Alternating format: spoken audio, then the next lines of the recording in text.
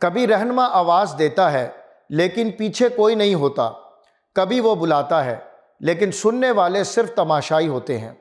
ایسا لمحہ ایک نبی کے دل پر کیا گزارتا ہے جس نے دن رات صبر اور قربانی سے لوگوں کو راہ حق کی طرف بلایا ہو۔ تب قرآن ایک ایسی تصویر دکھاتا ہے جس میں نبی کریم صلی اللہ علیہ وسلم کی تنہائی اور امت کی خاموشی نظر آتی ہے اور دل لرز جاتا ہے۔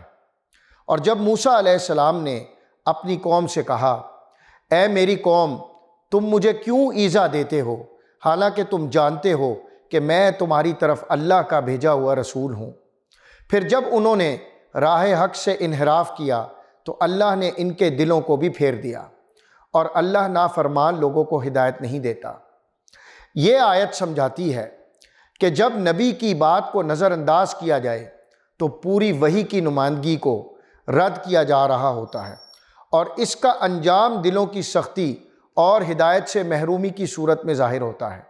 یہ وہ گھڑی ہوتی ہے جب بندے کو ڈر محسوس ہوتا ہے کہ کہیں اس کا بھی رویہ اس قوم جیسا نہ ہو جائے جس نے نبی کو جانتے ہوئے بھی رنج دیا۔